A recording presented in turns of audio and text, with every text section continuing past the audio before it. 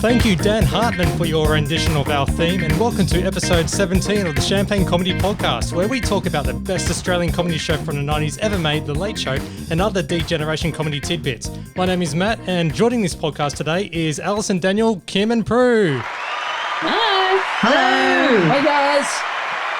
And you know what? We've got so much crammed into this episode today. We've also got another special guest reviewer. And because this person was complaining about all the times that I've gone, and yeah, so we've dragged him in as promised in episode 16. Sucked in, you're here.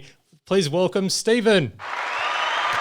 Yes, live from New York on Saturday night. It is Rimshot Cop Stephen himself. Coming to you live from California, actually, at the glorious, sexy new time of 1:30 in the morning. So you only just be getting tipsy. Exactly. And this is great timing. I just finished my other podcast reviewing The Late Show with David Letterman, so this is a great segue into this one. Oh, he's a joke stealer already. Hooray. So, there's actually a bit of history. You're not just a Late Show fan as well. You've got some connection with Kim as well with a certain other show. Yes. So I was lucky to get exposed to The Late Show fairly early on. I would say probably maybe late season one. But, fast forwarding to that, from that, Kim and I have actually been in the joy of sets together. That I think very short-lived eight episode series. I think while Kim had some decent on-screen time with Tino, mentioned in the previous episode, I had about 1/4 of a second on screen. But I'm also a big Get This fan, so a big shout out to all of our fellow Get This fans out there. Yes, because with this podcast, The view's magnificent. You're a bar up. Absolutely. hey, guess what it's time for?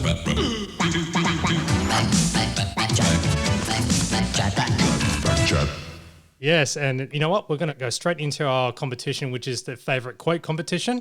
And we've got an extra prize or two, which I'll mention shortly. But here are the entries so far. Ooh. No, I am not the man from the Where's Wally books. I'm tired of people walking up to me and saying, "Found you." What's all that about? I made love to her like a tiger. Good day from Dominic. How are you? Do you believe in mental telepathy? No, I hear you think. I may be ugly, but at least I'll never be as ugly as an Angela Weber. And now we've got another entry. You forgot the bad language. Shit. Oh, that's uncanny. I love it. Or, Now that's acting. yes. Okay, now here's the thing. Because we've got so many entries for this, we're just going to allow even our guests who come on to actually enter, and that's actually Stephen. Yes, thank you. There was my timorous voice. I think that was maybe take 5.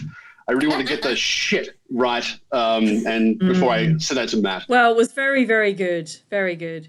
Yeah. Thank you. And because of your entry, we've got an extra prize or two in our prize pack. Now, you haven't seen these physically, but just to prove that these are legit, first is that Ripper album from episode 1. A real butt cheek. Yes, not mine.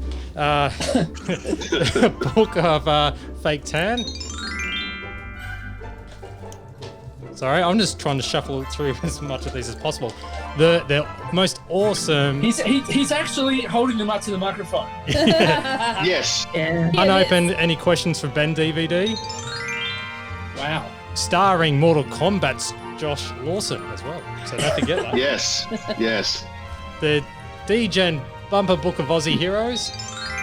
And I just realised I've got like a blurred background on my webcam. So, and I'm discussing this on the podcast, so it doesn't really help either. Also, Lucky Grills, Hot Off the Grill tape, Volume 3. On cassette. Out of a 6. Oh, wow. Yeah. Flemish Dog on Twitter has the entire collection. So, yeah. Now, Matt, is that a cassette or a single? cassette. A full cassette. The full thing. Well, I can confirm to Barjas is too big for a single. Yeah. Barjas is a C90 minimum, okay? Oh, yes. Yes. And here are 2 extra prize bits. Ready? I've got to do one there and wait for the sound effect to stop. It is Volume 1 and 2. No, sorry, not Volume 1 and 2. Season 1 and 2 of Utopia on DVD. Good. Yeah, and that's all thanks to Kim, who managed to rescue it from the bargain bin at the Australia Post Office before it closed. ABC store. I sent it via Australia Post. Yeah, sorry. It took about 2 weeks to get to Queensland. Yeah. Also Express then. Yes. So that's it. So all you have to do is record your favourite quote. There'll be plenty in this episode as well, and send it to champagnelateshow@gmail.com, or send us a tweet at TLSchampagne if you need further instructions. At the time of this recording, thanks to TV Flashback AU, it's 26 years since the first episode of this broadcast. In an attempt to crack down on crime, the police department has created an elite new team. A team that speaks the language of the streets. Young, hip, in touch with the now generation. Funky Squad. Yes. Yes. I am such years. a fan of the Funky Squad theme song. It is so perfect. Yeah. I've not seen that since it aired originally. It does feel like the sort of the black sheep of the working dog / D generation family, and somewhat of a lost cult classic. Because it sort of came in sort of, I think, between Frontline and The Panel, if I got my timing right. That's and right. so Yep. right, and so it was only about, was it like 7 episodes long, I think? Funky Squad, before it became a TV show, it was a radio serial. Growing crime, the police developed an elite new team. A team that would speak the language of the streets. Funky Squad. Young, hip, in touch with the now generation. Funky Squad. Grant, Cassie, Sticks and Poncho. Together they are Funky Squad. Ooh, Funky Squad.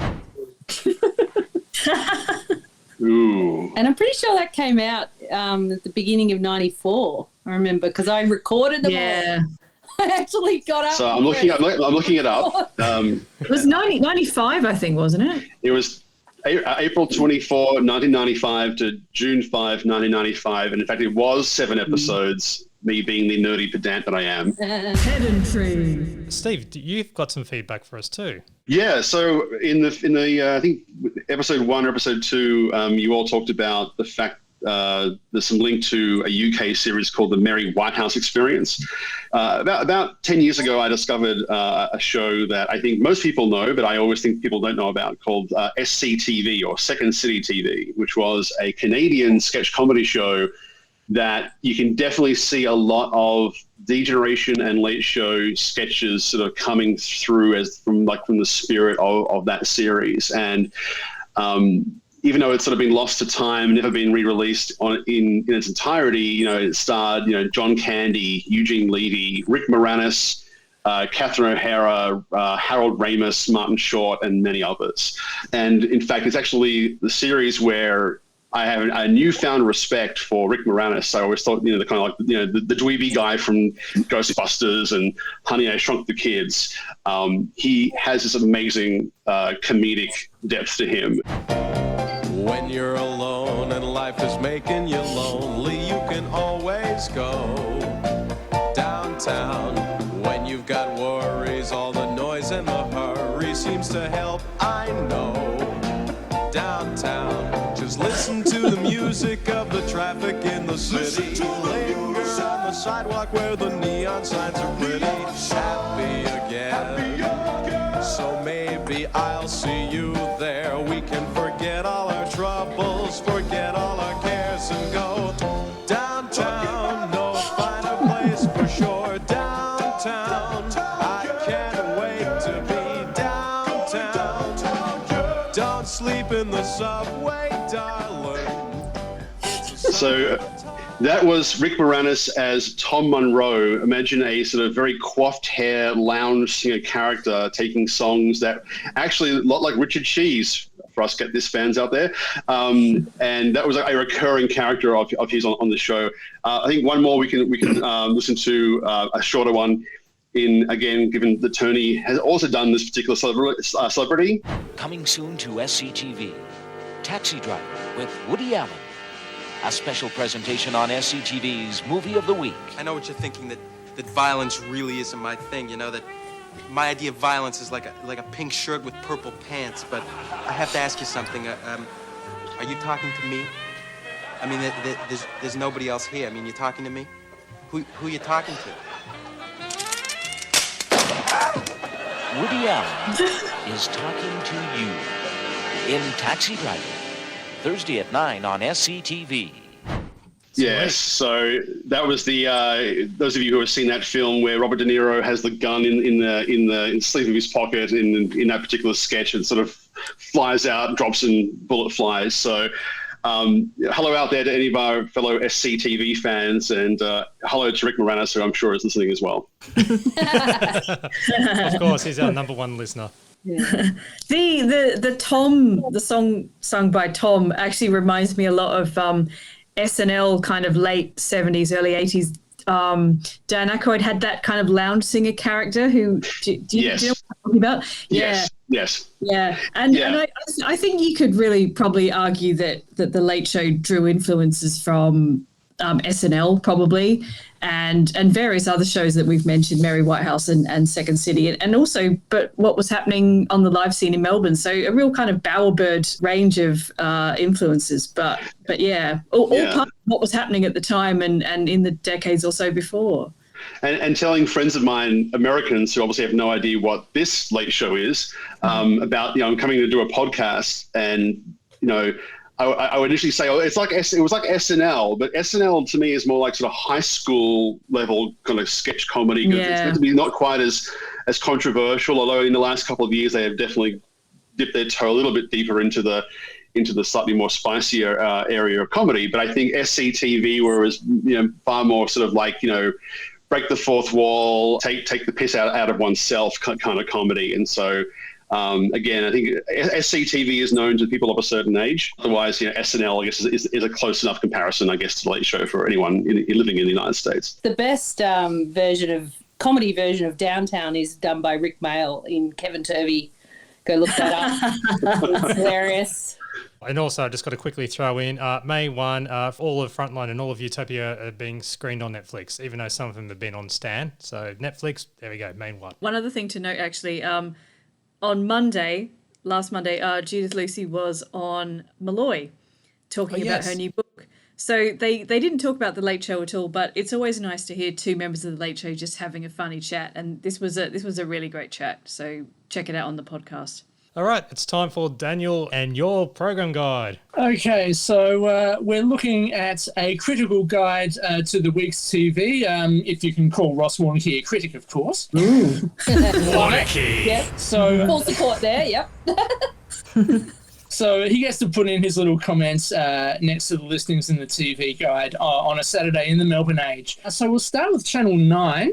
On Hey Hey It's Saturday, earlier on in the night, we had Wendy Matthews, James Rain, Daryl Braithwaite, Reckless Hearts, and the Tap Brothers. I don't know how many are in the Tap Brothers fraternity, but I don't know, enough to make a song and dance about it anyway. I think I remember the Tap Brothers. It was it David Atkins and several friends, I think. Was there closed captioning for James Rain's performance? Doesn't say here, actually. Then after Hey Hey, we had a 1956 Western called The Searchers. Says Warnke, some say this is one of John Wayne's finest films. Others argue that it's not because his character is poorly developed.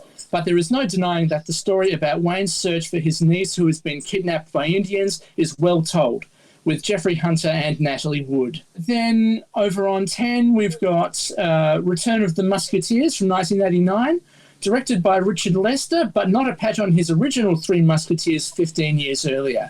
The confusing plot is built around lots of well-staged swashbuckling, but the zaniness of the original is missing, with Michael York and Oliver Reed. Then on SBS, we've got a 1953 French melodrama called Madame D. Says Warnke, the tale of some diamond earrings sold by a socialite, played by Daniel Darieux, bought by her husband, played by Charles Boyer, for his mistress who gambles them away to the original socialite's lover, played by Vittorio De Sica. delightfully frothy stuff from director Max Ophuls. It's actually a good film now. I've seen it. Okay.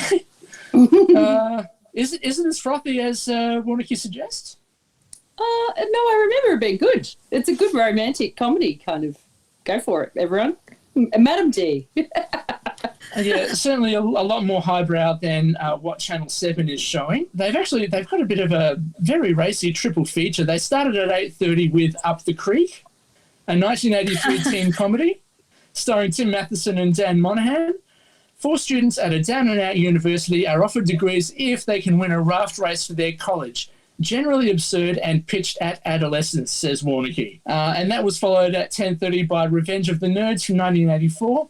College students who reckon they are being persecuted by most of the others join forces to fight back. Silly rather than funny. And then at 12:25, the 1982 Australian comedy starring Chris Hayward, The Clinic. So, fans of Warren Perso may love that one. Yes, I was about to say. One quick factoid about Up the Creek, directed by Robert Butler, who also directed The Computer Wore Tennis Shoes. That film also starred Tim Matheson from Animal House and The West Wing. And for the probably 0.5 Babylon 5 fans out there listening to this particular podcast, Stephen Furst as well, who played Veer, is also a character and actually appears briefly on the actual stage during the monologue. So before The Late Show, we had another episode of Bread, and then Ross Warneke's little critique of The Late Show. Again, he says it's an uneven, locally made live comedy sketch series. Jeez. Yeah, I know. Then at 11 o'clock, Order in the House. Again, Warneke says, worthy but generally dull compilation of the week's highlights from federal parliament. And then a review. Like, to be fair, they haven't got a whole heap to work with there.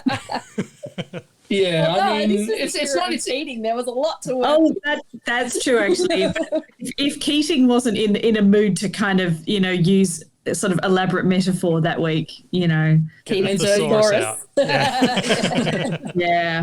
And then if you're not turned on by Order in the House by midnight, you definitely will be with Rage, featuring Prince. Ooh. Formally.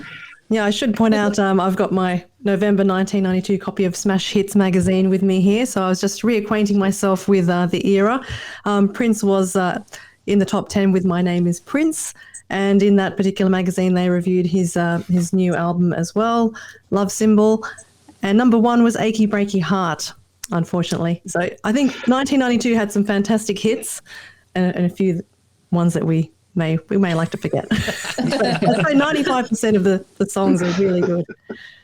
And just quickly, with the American flavor coming from myself, on that particular night, Saturday Night Live had special guest Michael Keaton, who would have probably been promoting Batman Returns, with musical guest Morrissey, assuming he actually turned up. All good. All right, that's it. Yeah. We'll get into it now with Season 1, Episode 17 of The Late Show, broadcast Saturday, November 14th, 1992. Well, we think it was broadcast because ABC did regret that the episode of The Late Show wasn't going to be shown. Instead, they played a replacement program, A Whole Lot of Living. The lifestyle program with a difference where every 10 seconds you see a shot of a mountain bike.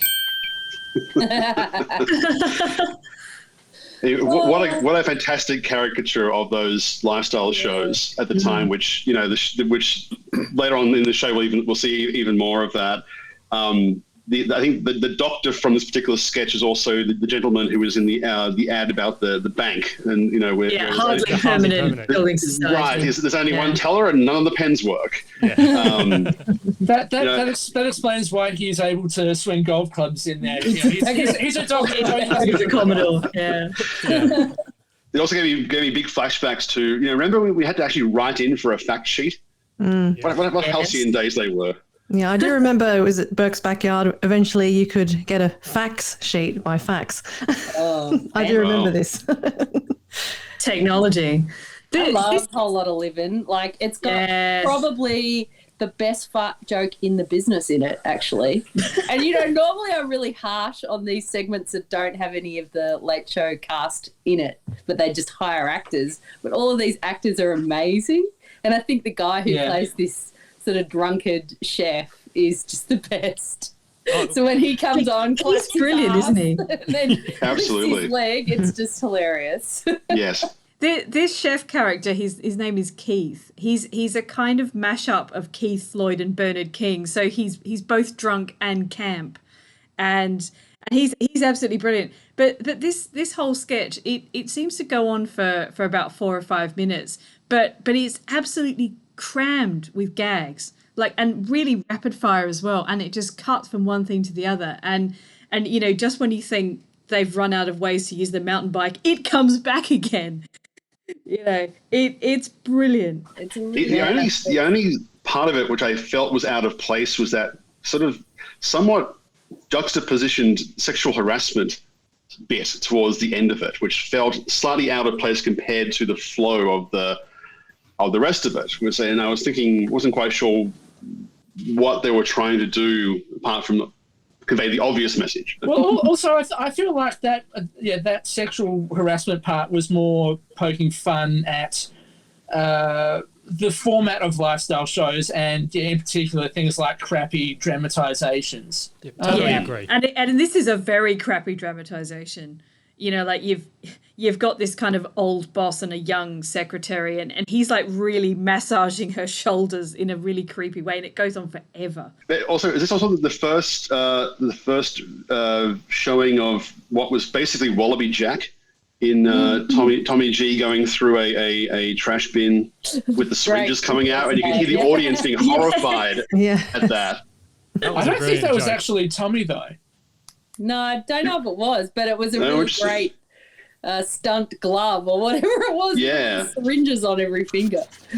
Yeah, he was the environment reporter. But you're right. I think you can see the kernel of the idea of Wallaby Jack in that character. And also, just back to the chef, I love that the recipe is a little bit Audrey Gordon-esque, because if you look at it, it's actually a great recipe. Apart from the uncooked rice, but it's like that actually would go down a treat with the truffle oil and sun-dried tomatoes, which just like that's so 90s. Like that's so 90s food wankery. Yeah. Yeah, it is a fantastic. It's a fantastic sketch, but I do remember at the time being annoyed because I was wondering where all my favourite Late Show cast members were. Going, why is this still going on? But it is, looking back at it, it is fantastic. Yeah, they poke fun with all sorts of parts of the format. So talking about osteoporosis. I was thinking more about the looking at the Albatross Island Health Resort. Taking advantage of a freebie in return for a plug. And then there's other sort of lifestyle TV tropes like it's a little known fact that typing on the screen over the shot of a waterfall helps link two unconnected segments together. Yeah, they're really kind of deconstructing television at that point. Yeah. Although, mind you, there was quite a glut of lifestyle TV to deconstruct, because you had Burke's Backyard, you had Healthy, Wealthy and Wise. Channel 7 had one earlier on the Saturday night hosted by Trisha Goddard called Live It Up. But they were really wailing into the wind, weren't they? Because this was the beginning of the end of TV. Like, you can forget about scripts and actors. Remember how we started the season of The Late Show and they were taking the piss out of Cluedo, and it's like it's 6 months later or something, and now you've just got shit on TV, and you can forget about the fun times of Cluedo because make a risotto. Or what was that guy, Huey? He just always made a ragu. Remember that? Ian Hewitson. Yeah, he would just always stew up some veggies and throw in some beef and just sit back and drink a bottle of wine. There's your ragu. Back in those days, there was a big glut of lifestyle programs, but these days there's entire channels full of this stuff now. Well, and also the irony being, as we, again, I'm sort of getting forward promoting a little bit here, but, with high interest rates, godlessness and whatnot, it's like, you know what? This is Don't go there. Don't go there. Don't mention interest rates. No interest rates. Take some band on this black hole. Oh, pardon me. Cool. Well, after the opening titles, we've got the opening remarks with Mick and Tony missing their couches. And this is where your program guide really comes in, Daniel. You've proved that they were really live because they switched over to Channel 7 for the Boob Fest. Although, mind you, it would have only been the last half hour of the movie, so I don't know how many boobs would have gone past in the first 90 minutes of the movie. When they showed Channel 7 on the screen with Up the Creek, and Tony was absolutely loving it because he is that big movie nerd, they ended up talking about unemployment figures, and then they were giving... I've got the paper. Yeah, I still love that. He lives for pantomime. 1,500 pages. You needed Egyptians to help you take it back from the... Now it's like, I've got the paper. Thanks, Paul. That's a platform for re-election, isn't it? That looked like fun. Can I give that a go? Yeah. The paper. He lives for pantomime. Yeah, Tony was so right though. You did need Egyptians for that paper because I used to deliver the Sunday paper and it had so many extras and leaflets and stuff. And my mic was so overladen that I lost control of it once and crashed into a wall. Oh my God. I said, no more Sunday paper delivery for me. And then they start pointing out that John Hewson forgot the words to the Australian national anthem. Do you remember this at all? Anyone? No. I don't, no. Yeah, and then, they were suggesting that, they could go a more popular song like Ted Mulry's Jump in My Car. And that's when Tony starts pointing out, who uses the word girt and everything like that. And other songs they could use, Cold Chisel's Cheap Wine, or let Mick suggest something. Oh, Australia, you're so fine. You're so fine, you blow my mind. Australia. Australia. Australia, what a pity. It's a good anthem. It's a good I still sing this, by the way. Trying to explain our anthem to an American, girt being one of those words, and I'm not even making that up, is difficult. And I just always wanted to break out Tony Basil's Mickey because it just feels a better fit. Yeah. Have you thought of trying the push bike song, Stephen, which is another of the songs that they suggest as our national anthem? Which that, I have to admit, I had no idea what that was. So... Riding along on a push bike. Right, yes. Yeah, that one. Every time I hear the song, I remember that, but it was just like, I guess it's like a black hole in my memory. I just never recall it until I actually hear them singing that song. I think Right, more countdown at classics. school. That's just made the promo. Thanks, everyone. We can pack up and go now. Yeah. Guessing this is where Camilla Parker Bowles was kind of seeping into the news because Tony references Mick, the photos, all the love tapes that they're going to release of Mick being with Camilla. Squidgygate. Ah, yes, it is. That's it. So other than the opening, we have News Desk with Tommy G, and I won't do the boom tishes, mate. So, thank you. I'll put my gavel down and my air horn to one side. So, all right. But News Desk with Tommy G and President-elect Bill Clinton chases one man in America who didn't vote for him, and this is all footage related. So, and British and Russian leaders agreed to become official pen pals as they trading little books. China's Deng Xiaoping struggles with new Poppy McNuggets. So, yeah, you know what? Yeah, that's come it. on. That deserves the boom tish. Come on. All right. There we go.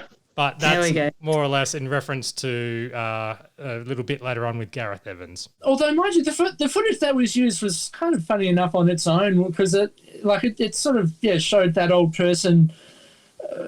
Basically. Well, he's got some food in his chopsticks and they fall off the chopsticks, basically. I mean, Deng Xiaoping was very, very old at this point. So, probably a bit senile and unable to eat so easily. Yeah. Thanks for being my vocabulary for me, Alison.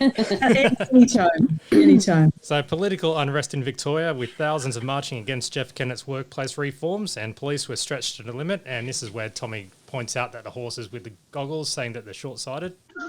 And poor horses.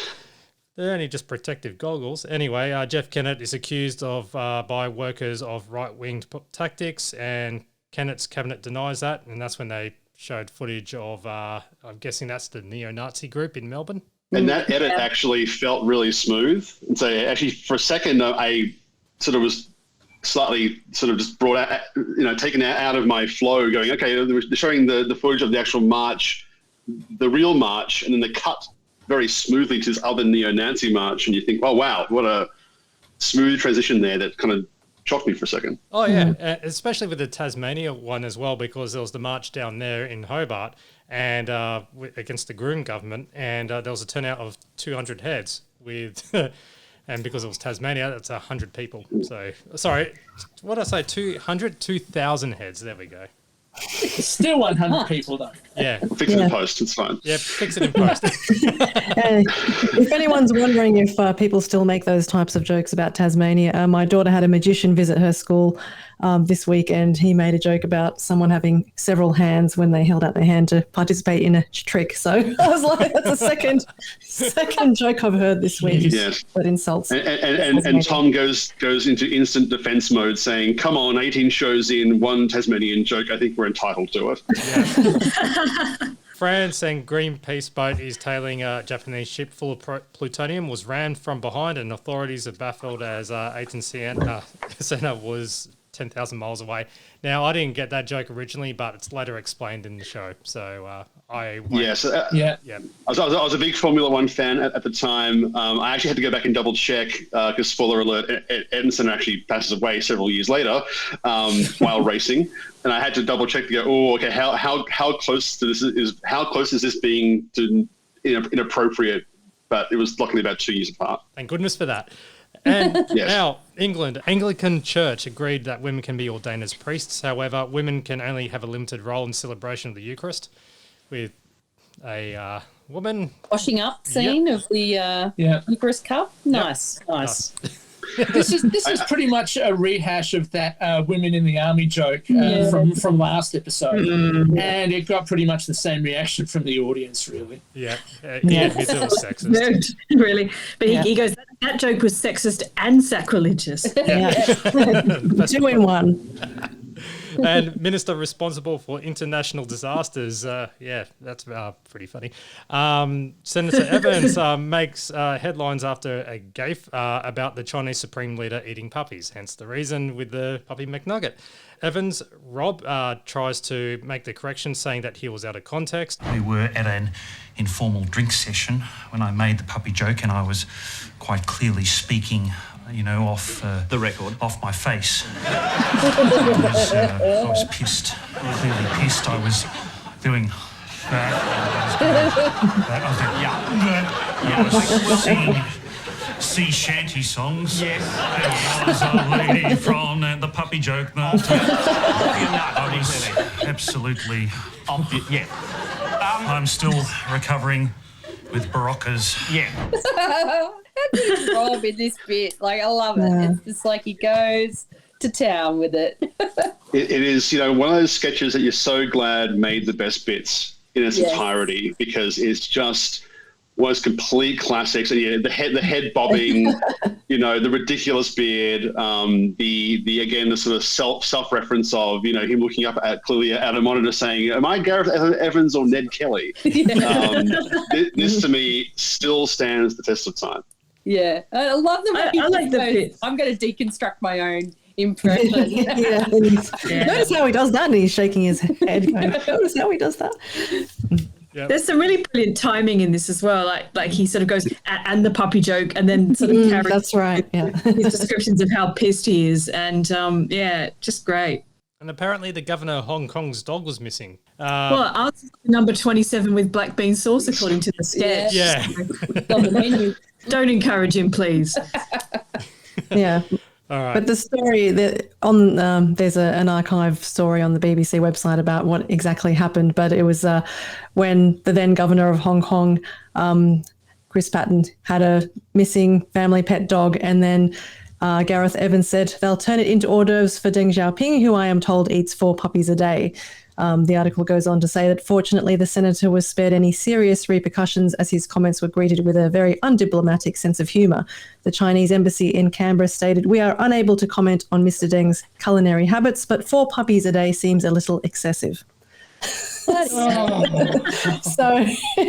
we were so easy on Gareth Evans as well. He got away with murder, that guy. He had an affair. He just was a dodgy... But to be fair, the affair didn't come out until after he'd left government, I think. Yeah. Yeah. Yeah. The third anniversary of the collapse of the Berlin Wall, and in celebration there was street theatre, stone throwing, German folk dancing, fun run, and a bonfire with footage accompanying all the descriptions, which was basically a violent protest. That's pure Tommy G. Yeah. Pretty much making the most of whatever footage he could get, probably. Yep. Showbiz. Bob Geldof is in Australia for a publicity tour, and you have Geldof, Tony, every time he talks, he gets censored due to swearing. What are you doing back in Australia? Well, quite frankly, Tommy, I've got no idea. There's some kind of problem with the sound. No, Bob, it's just we're having to beep out any offensive words that you might say. Oh, sorry. I'm actually here to interview your Prime Minister, Paul Kate. Bob, could you please not use that word? That is so great. I mean, that a very subtle political joke interweaved with a very good impersonation of Bob Geldof. It's a double banger there. And also, Tony is wearing the loudest blazer I think you could ever find in any costume department. Like highlighter fluoro yellow with all this like splodgy orange shit all over it. I think that must have been left over from a Natural 7 routine or something. There is a lightweight human interest story, according to Tom, and Ron Jackson has been working on a fully restored World War I Sopwith pup for the last 7 years, and he finally got to fly it. Yes. With shocking plane crash footage tacked onto the end. A very typical Tommy G joke, that one, cutting to a polar opposite of the intention sort of shot. I really hope whoever was flying that plane that crashed got out, because that, I reckon if they had been in the plane when it hit the ground, they would have been dead. Quite a dark joke, really. And now we have a commercial from Shonkstar Records, the hits of Doctor Hook, none of which matched the footage. This felt like this could have been made any time in season 1, and they were just trying to fill in time to me. I just felt kind of out of place. And also, I'd say almost like a sort of classic D-Generation sketch. Could have also been made for the pilots. It felt dated even in 1992. I do remember like ads for this kind of thing, and they were made with this kind of found footage, because there was obviously a lot of interest in like music from the 60s and 70s in the 90s. Like, so your parents, they try and encourage your parents to buy all their favorite hits from that era on CD or whatever. But yeah, I mean, it's basically a one joke sketch, this, and yeah, it's a bit of a filler, isn't it? Yeah. It's a classic 90s thing too. It was really, really trendy to sort of bag the shit out of Air Supply and Little River Band. It was like, I'm going to make myself look really youthful by bagging Little River Band. And like, to be honest, someone like Tom Gleisner has got like the full collection of Little River Band albums in his house. Like, he's not fooling anyone. He's not exactly swapping it out for MC Hammer, is he? Yeah. I mean, he actually he appears in that sort of, in one part of it was another 5 in a row where they also mock Little River Band, like Tommy G up there in the wheelchair with the beard. This is a sketch from Second City TV of an ad for a record of Jerry Lewis sings Bob Dylan songs. Hi, I'm Jerry Lewis. Bob Dylan has always been a protester, not only to the fashion of his times, but the trends of his days. And that's simply marvelous. So when Paramutual Records came to me and said, hey, Jerry, whoever you want to record, would you just do? Manilow would be good. We should give Barry a call? And I said, I want to do Dylan, because he makes me feel good a lot. And that's why I chose his stuff to be on my album, Lewis Sings Dylan. Oh, yeah! No, it ain't me, babe. No, it ain't me, babe. Wow! Anyway, I wanted to share that one. That is such a spot-on impression, though, I've got to say. Yeah, that's Martin Short playing Jerry Lewis, which he does several times in Second City TV, and it's always gold. That particular sketch is actually about 3 times as long, but I wanted just to sort of compress it down to that. They're onto the stage now with Santo. Now, this one is definitely a Santo fan favourite. Yes. Yeah, this one was. It's a nice little setup for what he leads into, because he does talk to the audience, and he just throws Wog left, right, and centre with this, and ends up queuing up about how a whole lot of living doesn't relate to them, and cue healthy, wealthy, and woggy. Yeah. Yeah. One thing I was absolutely impressed by, and still am to this day, is how accurate that title card was to the actual healthy, wealthy, and wise. The the sort of animation where intentionally it's not smooth, like it's meant to be sort of shaking a little bit, but very high quality. And I think, wow, how much of their budget was thrown into this one 5-second graphical shot. It was very accurate. I do remember that. Maybe they knew who did the original and they just substituted Wise for Woggy. Guys, I want to talk about this segment, right? So, you know how like Santo's dad comes on and says, if you have a car accident, get out and go, we pledge. What does that mean? What? It's an insurance scam. Oh, yeah. It's an insurance scam. Yeah. In the way that, we've got the Tasmanian jokes about Tasmanians having 4 heads or whatever. The joke in that era was, that people from, I don't know, Greek or Italian backgrounds or whatever, they were always scamming the workers' compensation. If they tripped over at work, the joke was that they would try and sue the company for millions of dollars or whatever.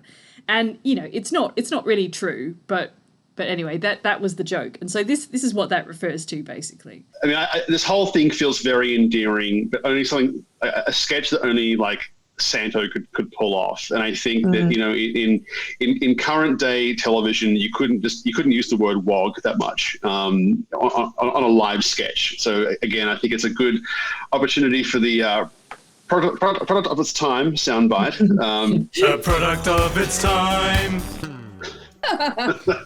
Available now on Spotify. Yes, and you can hear the audience reaction with the with the veterinary advice with the all you need to get rid of your neighbor's pet is this can of pal and this the broken glass. The audience is shocked. And concrete, don't forget. Bruno's backyard, we just have to concrete everything. There's no grass whatsoever. Yeah, I have to say, considering my dad's side of the family is from an Italian background, as a busy wog, I can say that the concrete is very relatable, as is the Auntie Salvina saying, you must get fat, you have to eat. You're too skinny. You have to eat. You're too skinny. The house that's in the renovation tips we've seen before because we used it in the Things Wogs Never Do sketch. In fact, you might be able to spot Santo in the bottom right-hand corner. It's been repurposed in this Healthy, Wealthy and Woggy sketch. Nice. I think the one thing that doesn't really hold up well for me, and I think this is why it wasn't actually kept, I believe, in the best bits, was the sort of scene after this, which was the dancing, the pull out. No. Okay. I stand corrected. This is pure Santo pornographic material. If you don't know what this is all about, then you just have to take a seat and let the ladies enjoy. That's the ladies fair. were enjoying very much, yes. That is very, very fair, yes. And now here's the Santo porn where he turns, saying that he loves romantic music like Sergio's 4. Dresses up like the lead singer of Sergio's 4, or at least on the front cover. And he also says, I can't believe I'm doing this on national television, by the way. Yes. And lip syncs to An Angel and Stay With Me to 2 women that he pulls out from the audience. You wish you were one of those girls, don't you, Prue? Yeah. Oh, it's so lovely, isn't it? And I do love the way he sort of romantically dances with this girl from the audience, and then he just sort of flings her off the stage.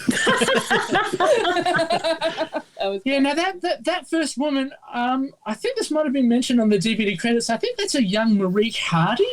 I thought that too. Wow. I thought that as well. Maybe this is the beginning of the audience being largely industry. Yeah, to anybody who's listening to this, if you're in the audience of the Late Show, let us know. Tell us what it was like. Being in there, seeing the stuff that, might not have made it to broadcast, because we would love to hear it. And absolutely. When Santo does wrap up and, when he sings and the subtitles come up, talking about garlic breath and stuff, the olden days again, but the audience members do sing again as well. Here's a bit of it.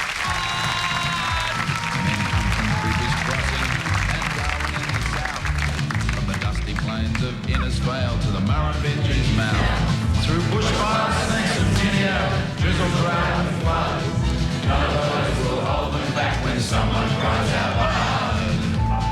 Now, they weren't as good as episode 16. Men come from Cooper's Crossing and Darwin in the south, from the dusty plains of Innisfail to the Murrumbidge's mouth. This felt more forced. Totally. Yeah, like one big group of people came as a friend group in 16, all knew the lyrics, all just kicked that off, and they just pulled the sound from the audience into the live show. But this one felt more like maybe they tried to get the audience prepped in advance for it, and there was a little bit of like stage fright, cold feet, and just didn't quite feel as good as the previous episode.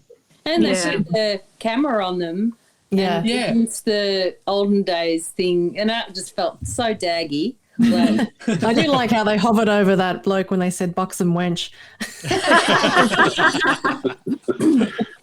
So, Olden Days, episode 17, The Ballad of Front, Bottom, and Yoko. Strap yourself in. There's a lot of Asian references in this episode. I'm just going to skip a lot of it over because I don't really want to touch it anymore. Not for pedantry or anything like that, or product of its time type thing.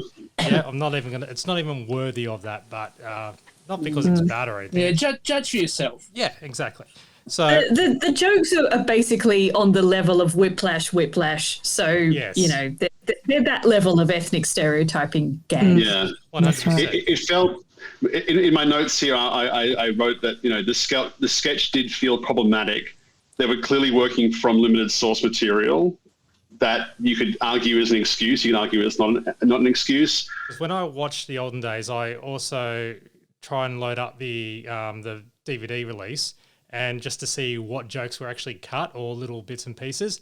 And I'm going to press the pedantry button because there is, when Olden is drinking the Milo, there is half a second removed out of the DVD release. That's a lot. That's double what Stephen was in The Joy of Sets. A lot of...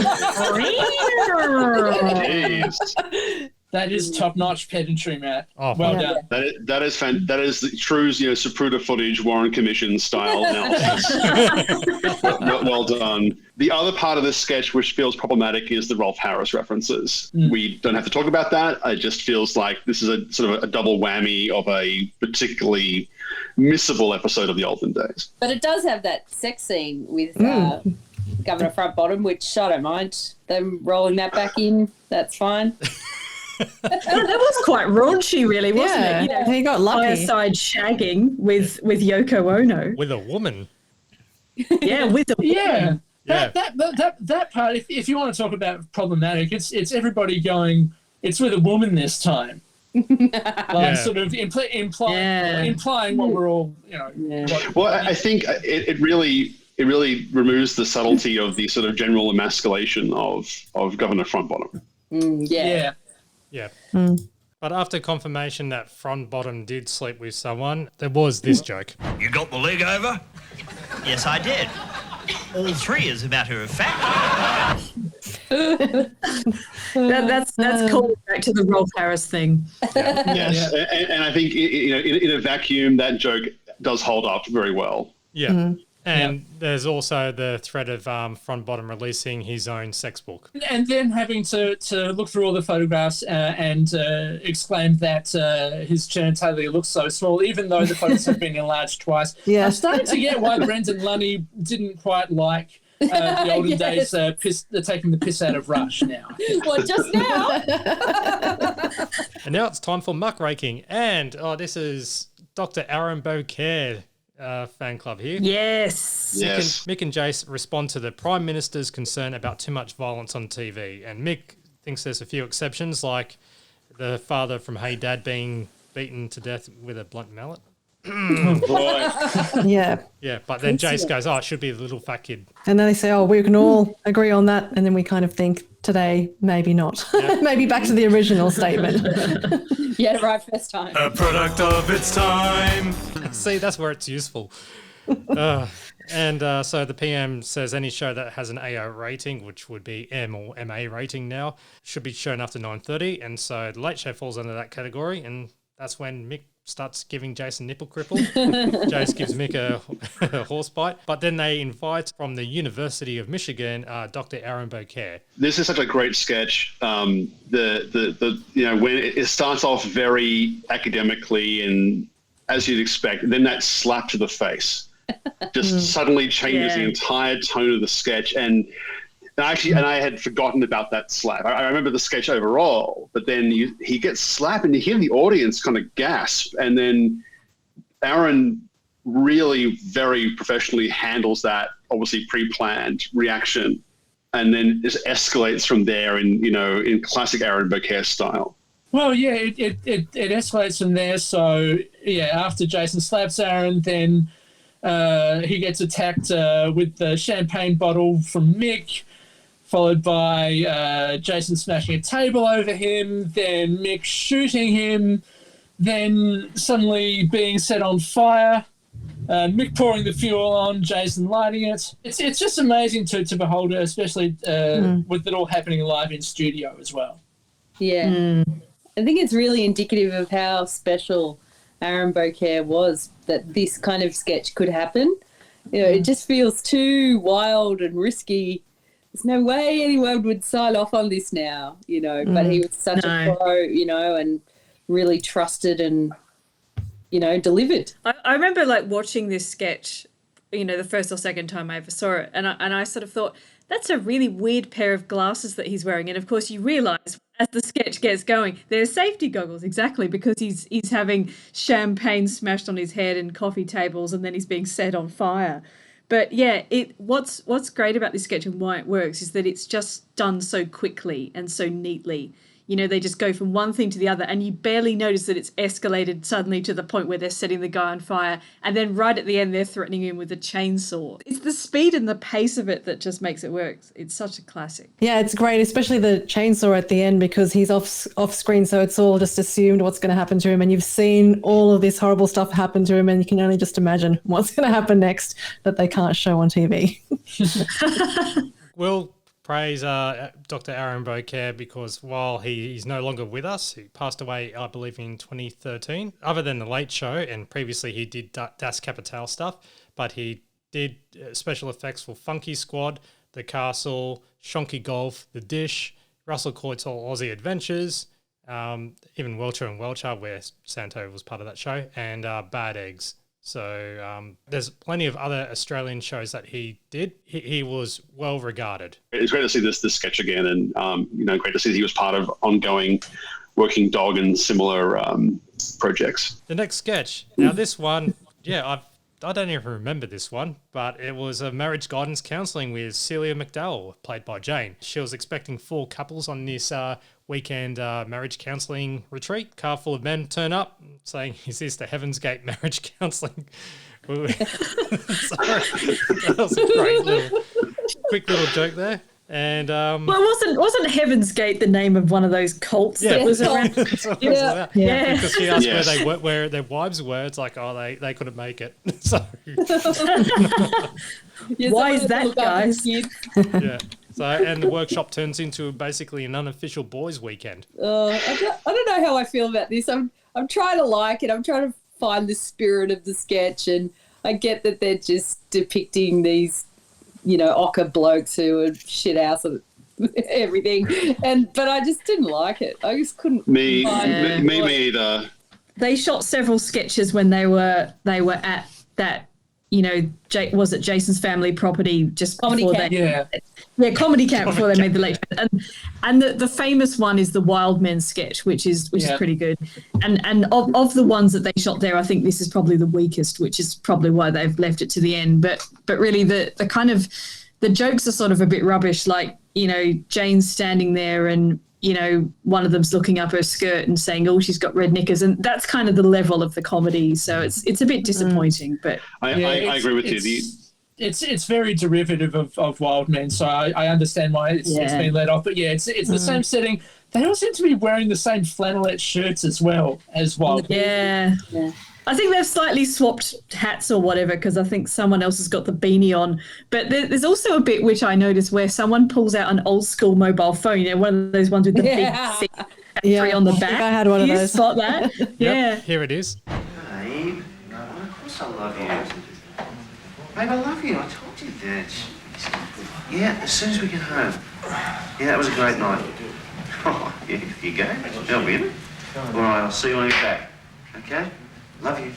Love you. Bye. Trevor, it's your wife, mate. That was the one I hated the most. That one sucked.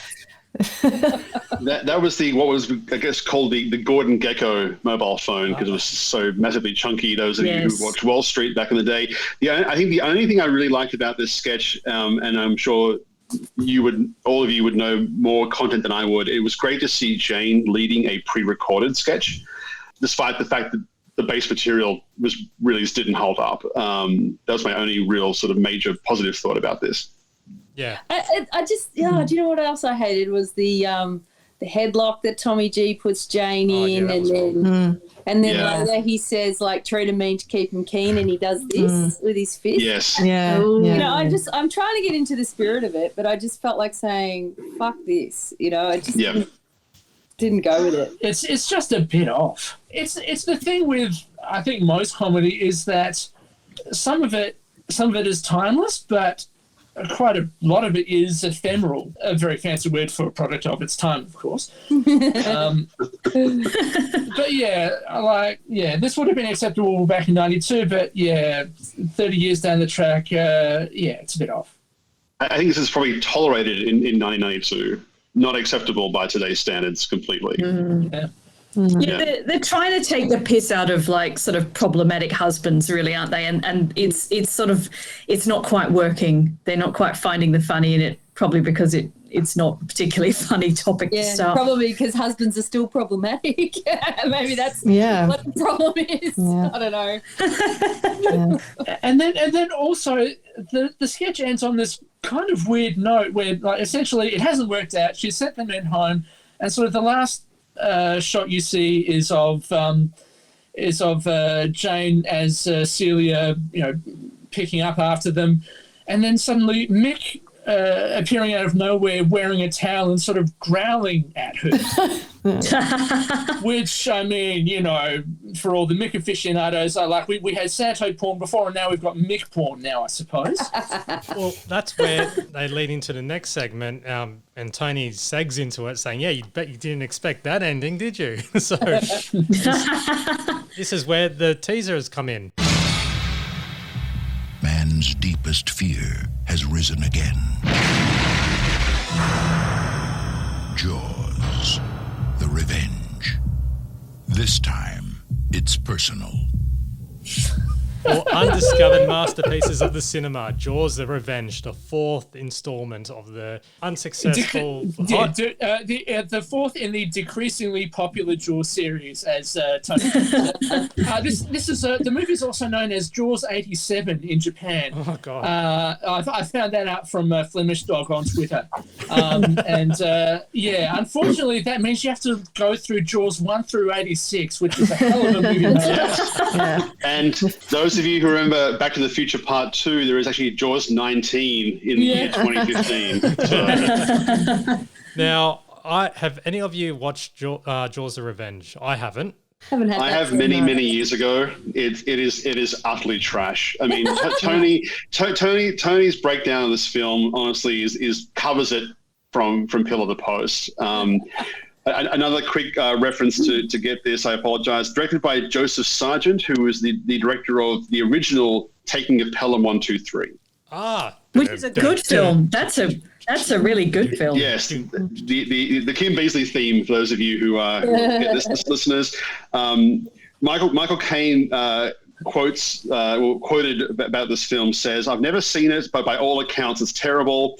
However, I have seen the house that it built, and it's fantastic." Here's the actual quote. He actually had a chat to Tony Martin impersonator Andrew Denton about that. When you bought her first house, what was that like for you?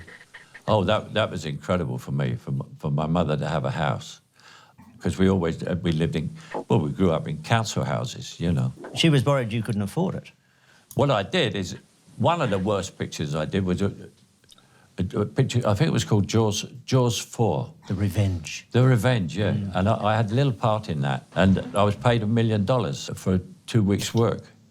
And with that money, I bought her the house. And someone said to me, I saw that Jaws 4. He said, it stinks. I said, I haven't seen it. I said, but I've seen the house it bought my mother, and it's marvellous. Love that. Oh, my God. Doesn't Well, it's a happy ending for her anyway. Yeah. Doesn't that make Harry Brown even more poignant? Yeah. The old council house. When I actually tried to get some little bits and pieces that Michael Caine was in Jaws 4, someone has actually done a supercut a la Gavin Wood Houseboat Horror style. So here's a little bit of it, just because we've got that one quote. Sharks come and go, Ellen. People have got nothing to do with it. Give it a kick in the arse.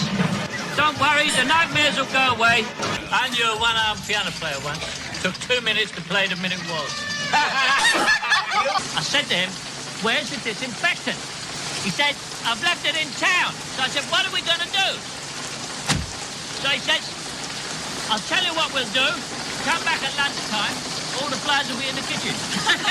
And it goes on for like 2 more minutes, but that was roughly 30 seconds worth. And it's just him saying punchlines and jokes throughout the whole movie.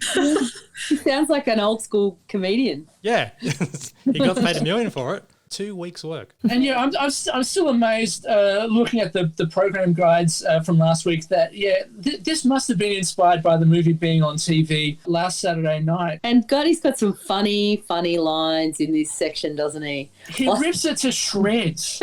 I love the bit Just where like it the goes, shark. Part fish, part piano accordion. Yeah, part shark, part piano accordion. Yeah. So I actually showed this this particular part, like this sort of segment, to a colleague of mine who was a massive movie fan, and an American, absolutely loved it. He's also seen Jaws: The Revenge, and again said, this is the best possible way to view it is actually through this quote unquote review. It's a truly terrible film. I think that Tony's rating of 3 Dolphs and a Rutger is probably too high. In my opinion. Yeah.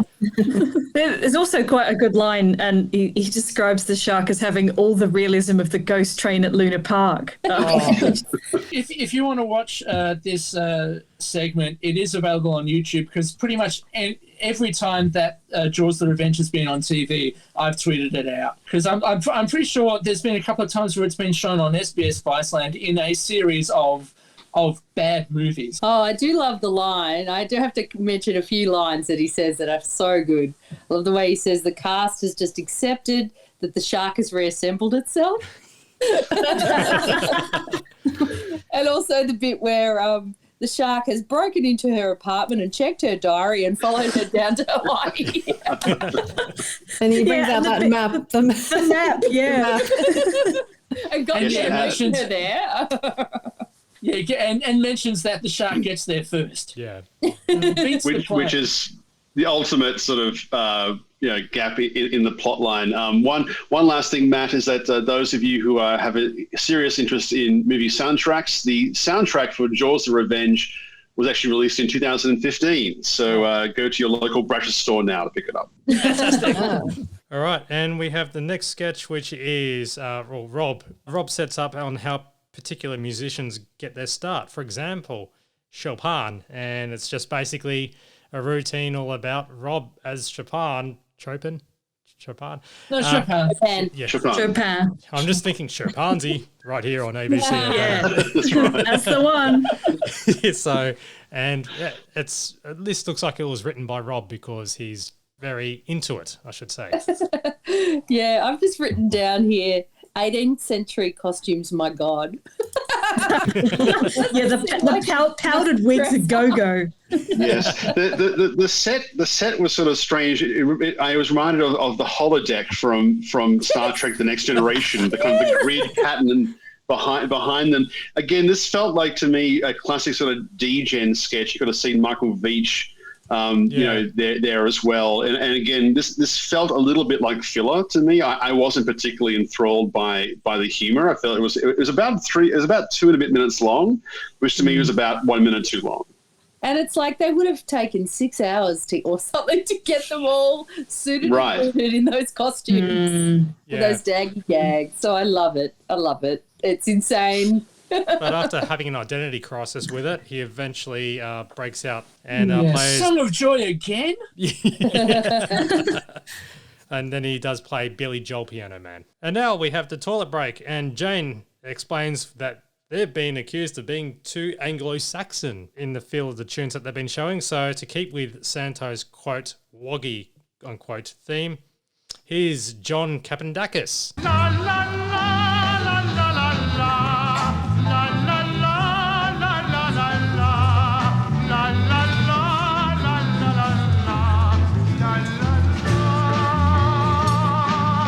God, there's more Lars in that than the Eurovision Song Contest, isn't there?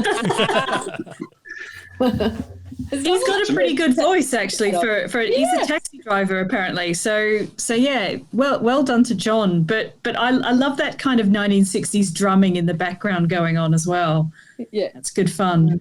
This was actually a ripper. It was great. There's not much to take that off. I agree. I actually thought his voice was great. What really stuck with me was those really big mutton chop sideburns. Yeah, and with Santo stole those for the sketch earlier on. Yes.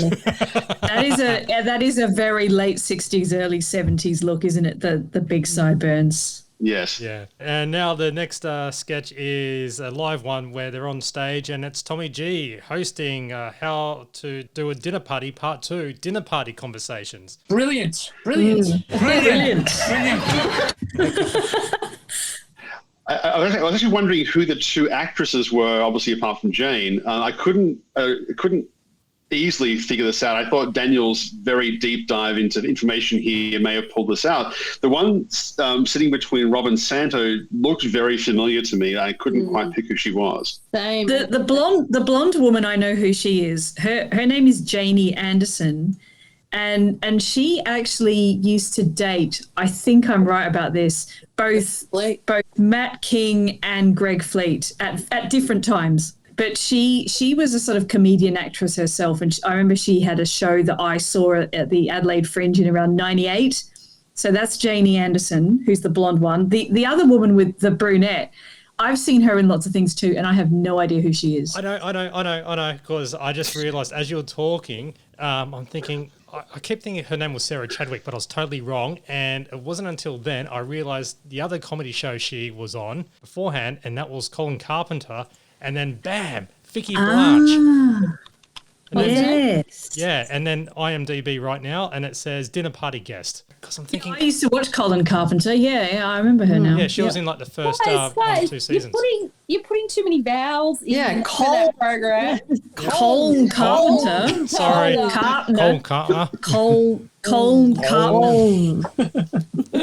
So back to dinner party conversations. Yes, indeed. That is just one of those sketches that you just play over and over. And being quite young at the time, I wondered if this pretentiousness was commonplace in households across Australia, or if this is...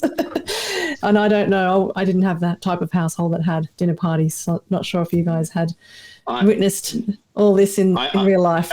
As an adult, I've definitely seen the spoiler in many different situations. Someone who really wants to... They suck the air out of the room every time there's any positive story.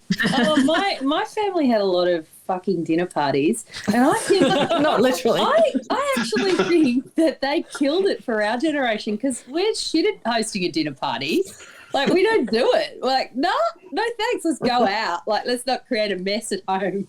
Well, the other thing is, of course, we don't have big enough houses because we can't afford them. So, even in some cases, we don't even have dinner tables. So nobody does dinner parties anymore. No. All we ever do nowadays is get on Google Meet and record podcasts. That's right. Pretty much. That's a typical Saturday Exactly. night. Yeah. We're all too busy drinking lattes and eating avocado toast. We can't afford big houses anymore. Yeah. There are some extraordinary lines from Rob as the spoiler, talking about, have you read the book? Oh, it's twice as good as the film.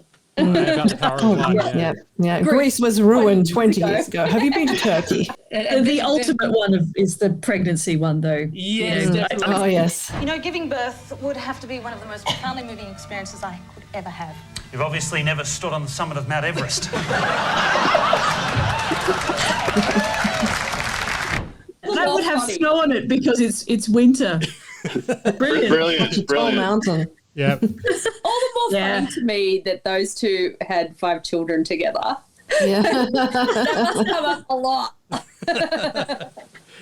I like to think that after Jane gave birth to their first child, you know, and she said, "Oh, that was an amazing experience," and it comes in with the Mount Everest thing. I'm sure that didn't happen. It didn't. The recently returned traveller who just happens to pick up local accents in a short period of time. The Transit Lounge. What a lounge. What a lounge. Yeah. Stephen, that's just your normal accent now? How much of your accent? What a lounge. That was a funny line. Bringing the mood down. This is where Vicky Blanche, decides to say, a 40-year-old woman was nearly murdered here 3 days ago. Has anyone else been murdered? Yeah, they do mention it in the DVD commentary, and I think you're about to mention it as well. That that very old phrase, 4-year-old woman.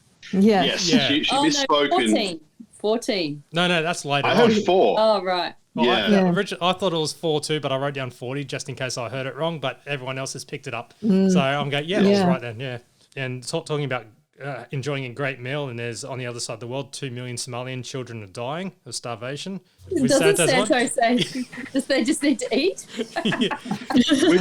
which is actually there's a subtle similar gag in the Satanic Sketches, which actually has Rob and Santo in that almost the exact same setup and punchline. That was the music clip one. Yes, exactly. Yeah, Mix one, the partner who doesn't talk. That was so great because she pulled from the audience, clearly a bit nervous, but then has the comedic timing to when he says 14-year-old, and then she sort of says and a virgin. Which I think which he didn't quite expect, and you can sort of see him get thrown a little bit, and it was a really great line thrown in ad hoc. And then he comes back with no go on either count then? Yeah. and he goes, "You're being talkative now." Yeah, right. Slightly problematic joke that, asking for someone who's 14 and a virgin, but, we can move on. Yeah, exactly. I think the good part about it is that the audience member, like you were saying, Steve, is like, she's got it, like she's got the upper hand. So it does sort of work quite well. Yeah. And also everything to try and kill the dinner conversation. I'll tell you what's coming up. The new series of Rumpel. Oh, my. Brilliant. I've been to the Old Bailey, actually. Yeah, it's not It's in London? Oh. Yeah, it's not a patch on the German version. Das Rumpel.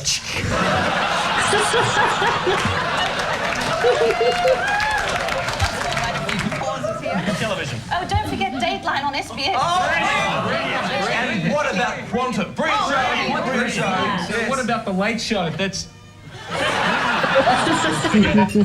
Doesn't it make you reminisce for Quantum? What a great show that was. Yes. Other than the dinner party sketch, we have Piss Week Science World. Oh, I love Where this. the future has never looked so pissy.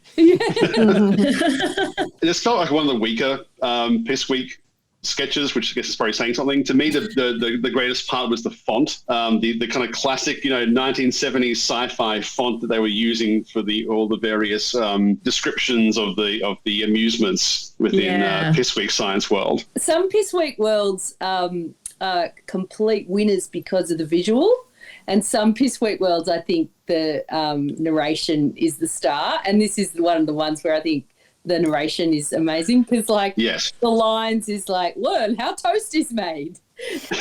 Nail 2 bits of wood together. Squint at the sun. And learn And then how to discover the what. The wonders of sticky tape. You can take a unique glimpse into the present.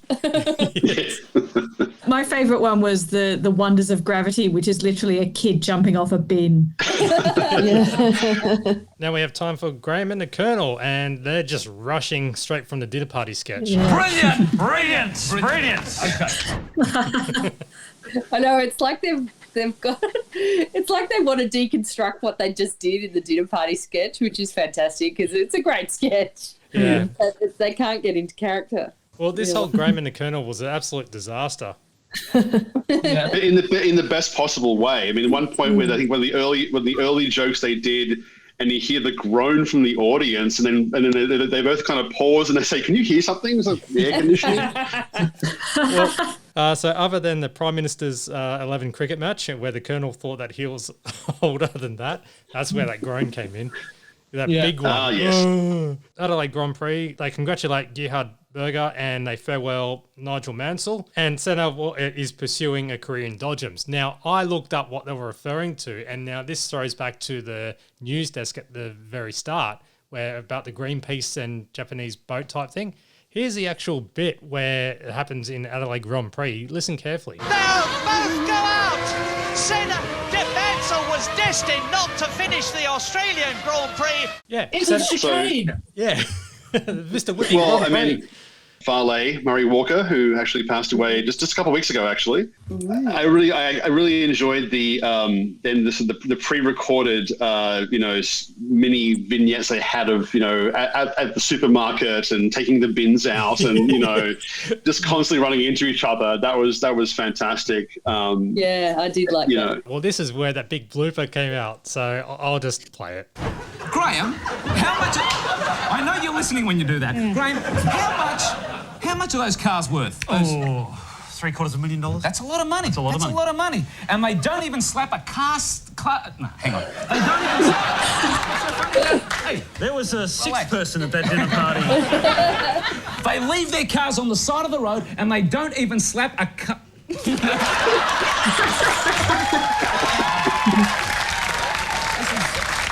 has all been misspelled here. They don't even slap a club steering lock on the wheel.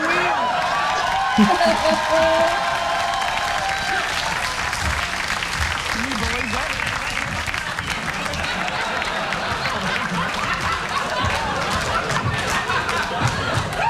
I hope the auto cue doesn't break down for you.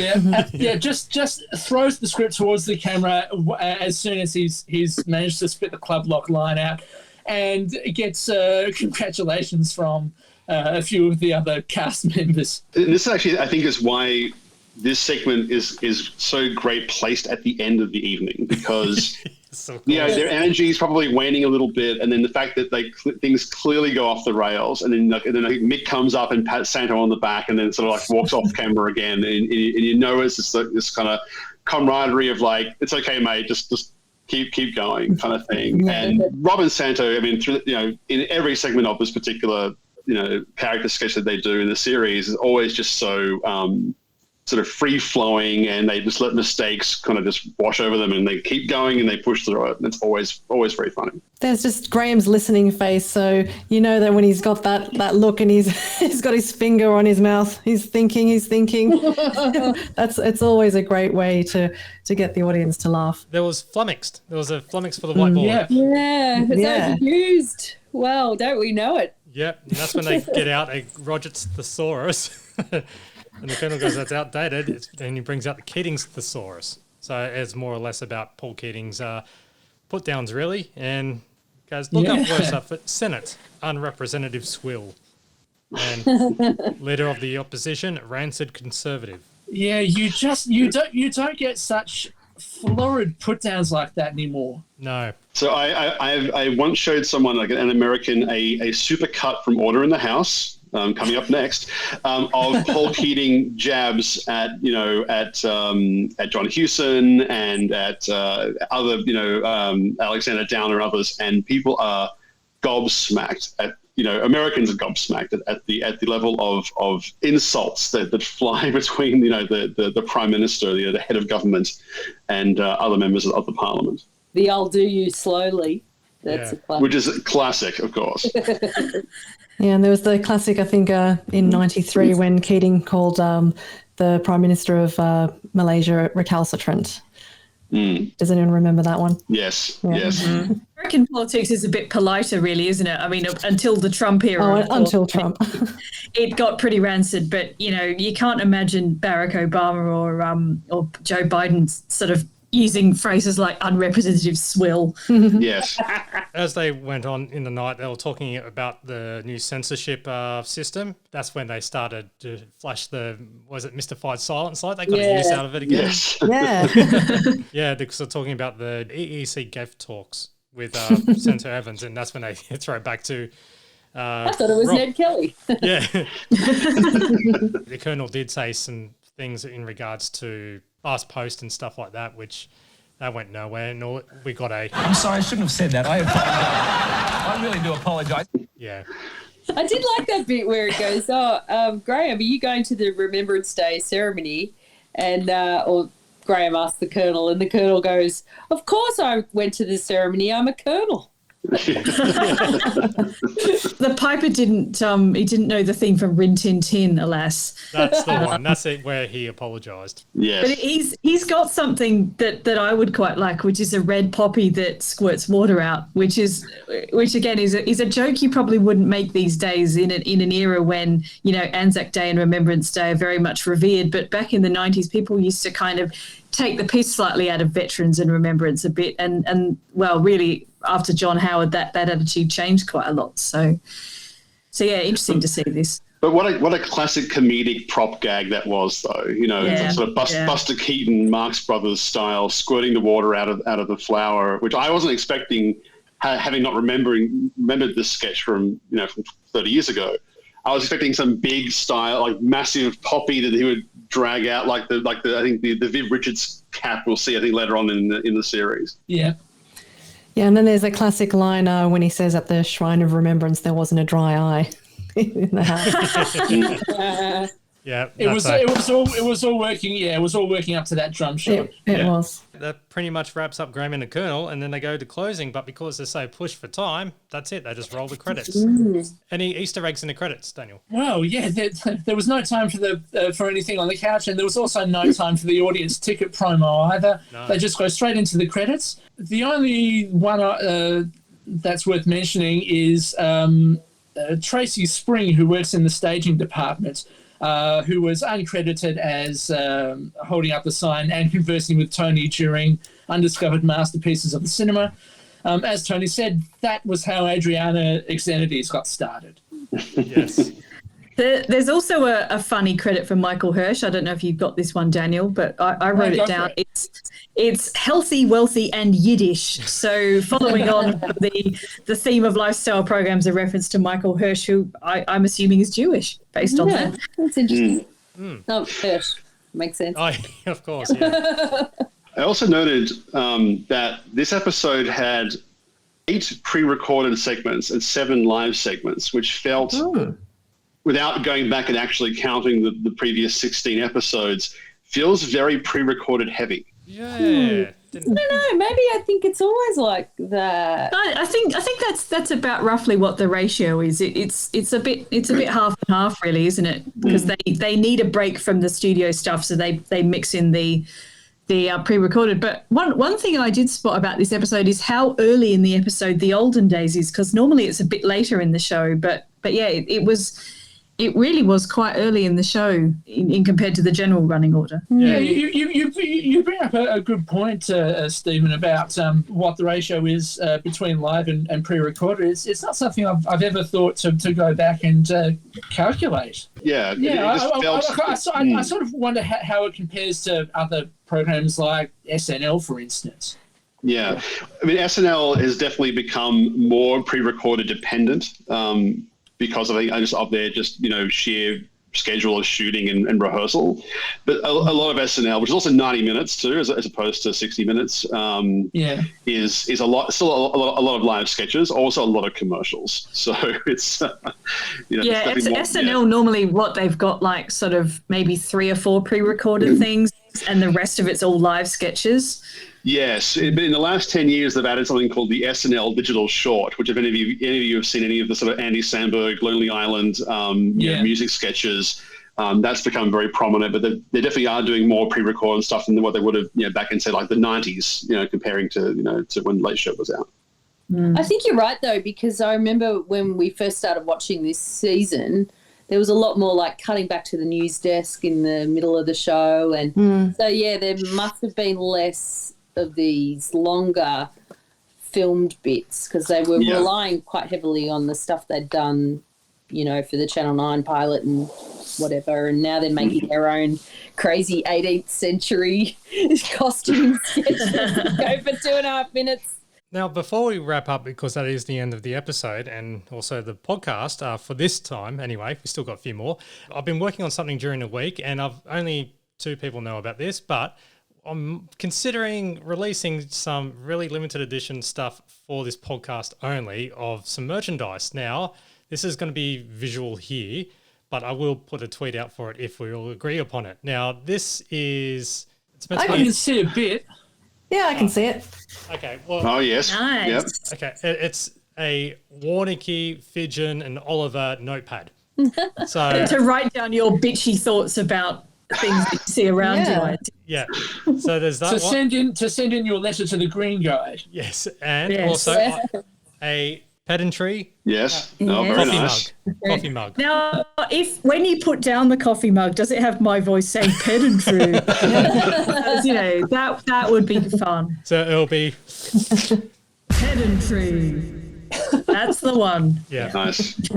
So, if we all agree upon that, I might release those just for this podcast. So you can call them products of their time. Yeah. Yes. Oh, nice. That round of applause. And a thank you. Unless anyone's got anything else to offer or anything. Two very quick thoughts, Matt. Sure. First of all, the gravity equation in Pissweek Science World was G equals the square root of hx cubed plus 2, which is clearly just a nonsense formula. And with my Rimshot Cop hat on, we've had 3 rim shots this episode, so I think that's a reduction down. I think that was down from about 50 from episode 16. Fantastic. How do you define a rim shot for the uninitiated? Please do this. Do the sting, Matt. There we go. That's 4 now. Yeah. Okay. Oh man. See, I just call that a badum tush. Yes. Yeah. So, that pretty much wraps up episode 17 of this podcast, the Champagne Comedy Podcast, as well as season 1, episode 17 of The Late Show. So, feel free, as I mentioned at the very beginning, if you made it this far, well done, to send in your favourite Late Show quote. And yes, Steve, yours is part of it as well. So, well done, mate. Send it to champagnelateshow@gmail.com or tweet us at TLS Champagne and visit our website, champagnecomedy.com. So I just want to say, other than my name is Matthew, thank you so much for joining us, Prue, Kim, Daniel, Alison, and Stephen. Thank you so much. Thank you. It's been so great. Yay. Yeah, great to have you. All right, and we're seriously running over time, so it's time to sign out. Thank you so much. Catch you next time. Make sure you subscribe and give us a 5-star rating on iTunes and all that crap. Just the 5-star. Bye. Bye. Bye. See ya. Catch you next episode.